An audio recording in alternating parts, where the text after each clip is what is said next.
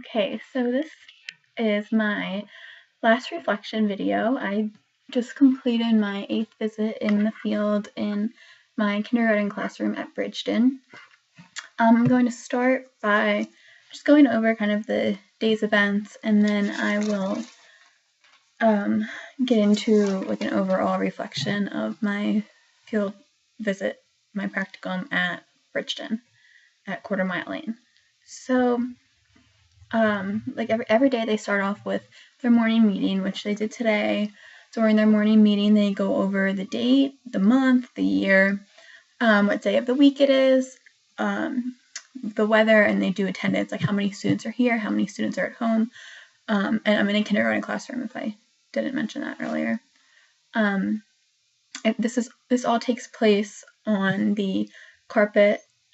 It's whole group instruction, and it's also interactive. The teacher asks the students to come up to the board to write in the numbers and the answers and things like that.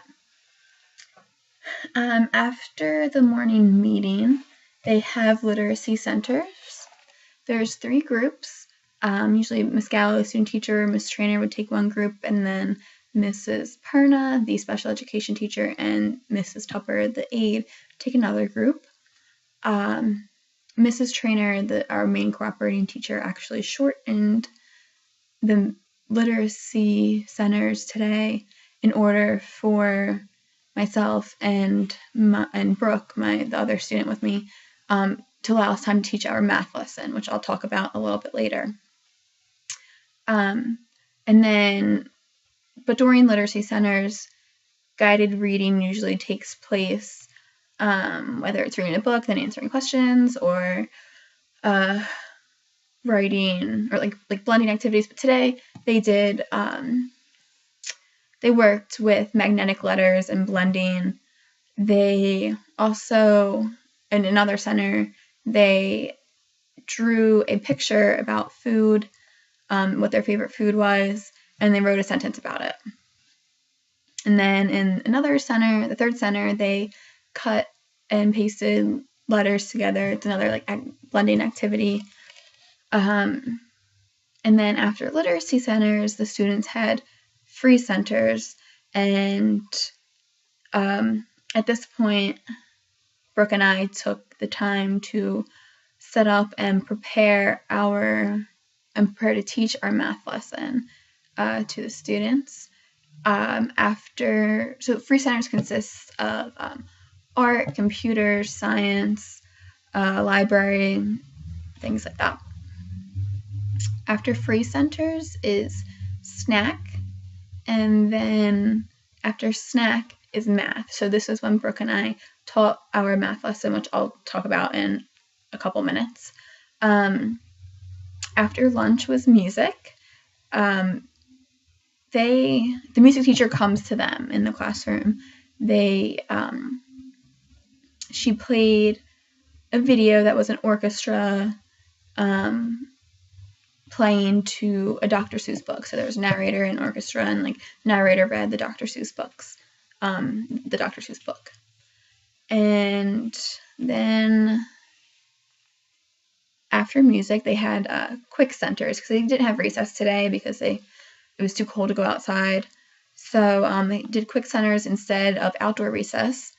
They had the computers was one center, puzzles was another. They had like the tangram shapes for another center, and Legos. So it was a little bit different than their free centers, which was more educational basis. The quick centers were very just playtime, very fun. They could do kind of whatever they wanted to do, pretty much. After quick centers, they also had art today. They had music and art. The art teacher came in and they finished caterpillars that they were making on. After art is dismissal, where they pack everything up, they switch out their books, get new books to take home. And we also did bucket fillers, which I mentioned in a previous video, how they are used as incentives and rewards. And they're picked like once or twice a week, and whoever gets picked gets a prize, gets to pick from the bucket. Our math lesson, I won't talk too much about since that's more for my math class, but I focused on tens frames. I started with whole group instruction on the carpet, and I reviewed counting by 10, and then I modeled the activity. And by doing the modeling, it helped the students understand what we were going to do in small groups, because after the whole group instruction, we broke up into 3 small groups. And I did my activity and my post-test. My activity, it was just 2 questions. The first question was count the number of dots by grouping them in 10. So, and the second question was make the number 16 using tens frames. I got good constructive feedback from my cooperating teacher. I liked the feedback. I like what she had to say. It helped me a lot. It helped me improve, and it also made me feel a little bit better about teaching the lesson, because she did say I did a good job overall.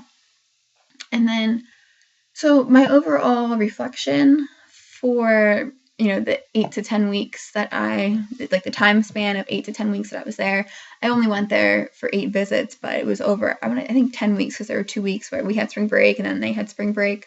So it was a whole time span of 10 weeks. And during this time, I'd seen my student improve a lot over that time span.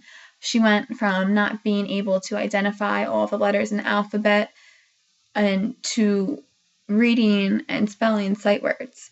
When I first started working with her, the basic alphabet ELA assessment, she couldn't name all of the lowercase and capital letters. Also, basic word knowledge, she was able to, I think, read 3 out of the 15 that I tested her on. And then by the end, my 3rd tutoring session, she was able to read sight words, recognize them, and then be able to spell them after we'd worked with them a little bit. And even my cooperating teacher had said how this student has improved, immensely since, over like the past few weeks.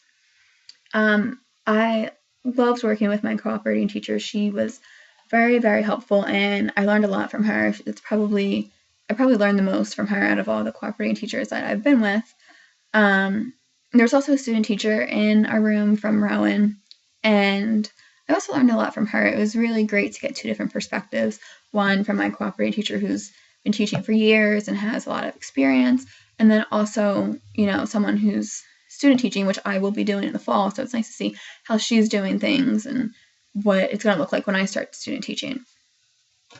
And it was also nice because I could ask her questions about Rowan and like the process from here on out, like to student teaching, to graduating, to like getting hired or like applying for jobs. So like that was nice to talk to her about, even though it didn't have a lot to do with this course specifically. The special education teacher was also a great help. She taught us a lot about the special education field and the process. And we had a student with autism in our class, and she, talked to us a lot about that, which was nice. And then just overall, I really enjoyed the class that I was in at Bridgeton at Quarter Mile Lane. I was hesitant about kindergarten at first, but it turned out to be okay. It's still not my favorite grade. It's hard for me to simplify things to their level to be able to explain it to them. So that's just something that I need to work on. And then it's also neat to watch the students learn and grow in the 10-week time span that I saw them. So that was my last visit, and I enjoyed this field experience very much.